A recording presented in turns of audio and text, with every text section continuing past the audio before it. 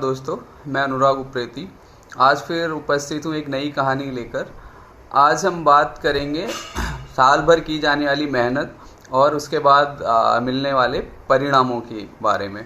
ये कहानी और ये रेफरेंस खासकर उन बच्चों के लिए बहुत अहमियत रखता है जो अगले साल 12वीं और 10वीं के बोर्ड एग्ज़ाम्स देंगे।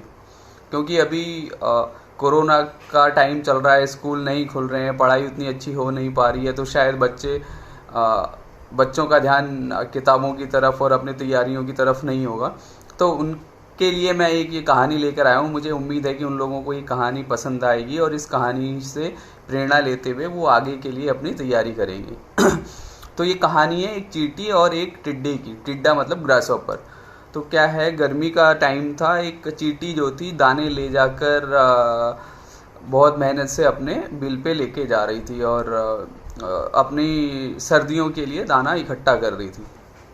तो टिड्डा ये सब देख के उसकी मजाक करने लगा कि ये क्या कर रही हो तुम, आओ मेरे साथ खेलो, अभी तो बहुत टाइम है, सर्दियां आने में अभी से इसमें कहाँ लगी, अभी तो बहुत टाइम है। तो चींटी ने उससे बोला, देखो मैं अपना समय बर्बाद नहीं कर सकती और मुझे अपना काम करते रहने दो, तुम्हें खेलना है तो तुम खेलो। करते करते चींटी अपने काम पे लगी रही, उसने अपने लिए दाना इकट्ठा करती रही और उधर टिड्डा ग्रासहॉपर जो है वो उछल कूद करता रहा। और करते करते अब सर्दियों का सीज़न आ गया, बाहर बहुत सारी बर्फ़ गिर गई। बर्फ़ थी तो बाहर भी नहीं जा सकते थे और जो दाना वगैरह गिरा रहता था और जो पेड़ों पे लगे रहता था इन टिड्डे और ग्रासहॉपर के लिए दाना वगैरह वो भी सब गिर गया। तो अब टिड्डे को परेशानी हो गई। 1 दिन 2 दिन 3 दिन वो बिना खाए रहा, कुछ तैयारी तो करी नहीं थी।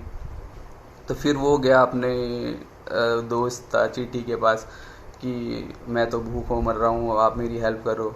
तो चींटी ने बोला, देखो साल भर तुमने कोई मेहनत नहीं करी, मैं मेहनत कर रही थी तो तुम मेरा मजाक उड़ा रहे थे। अब मैं तुम्हारी कोई मेहनत नहीं कर सकती, तुम्हें जहाँ से जाना है वहाँ से दाना लाओ, ये तो मैंने अपने लिए लिया, अगर मैं तुम्हें दे दूँगी तो मैं क्या करूँगी। तो इसी तरीके से वो बहुत सारे अपने दोस्तों के पास गया और किसी ने उसकी मेहनत नहीं करी।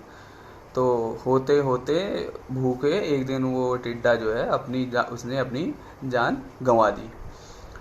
तो ये कहानी है। कहने का मतलब ये है कि हमें जो हमारे एग्ज़ाम आने वाले हैं अगले साल मार्च में या अप्रैल में, उसकी तैयारी अभी से करनी पड़ेगी। उस टाइम हम ये नहीं कह पाएंगे कि भाई कोरोना की छुट्टियां चल रही थी तो हमने एग्ज़ाम्स के लिए ढंग से तैयारी नहीं करी, एग्ज़ाम्स के लिए पढ़ाई नहीं करी तो हम एग्ज़ाम नहीं देंगे या एग्ज़ाम में हम उतना अच्छा नहीं कर पाएंगे। उस टाइम ये आपके एक्सक्यूज़ेस, उस टाइम पे ये बहाने आपके नहीं चल पाएंगे।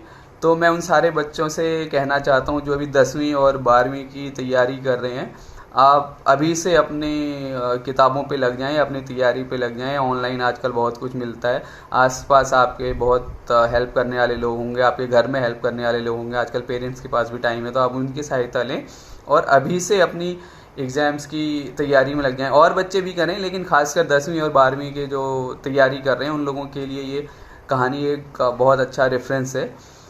तो मुझे उम्मीद है कि इस कहानी को सुनने के बाद आप लोग ज़रूर अपने काम पे लगेंगे और एग्ज़ाम्स की जमकर तैयारी करेंगे। और जब एग्ज़ाम आएगा तब आपके पास कुछ ऐसा नहीं रहेगा कि भाई मैंने पढ़ाई नहीं करी इसलिए मैं नहीं लिख सकता, या मैं इस सवाल का जवाब नहीं दे सकता, या मैं इसका ट्रांसलेशन नहीं कर सकता। कोई भी एक्सक्यूज़ आपके पास उस वक्त नहीं रहना चाहिए।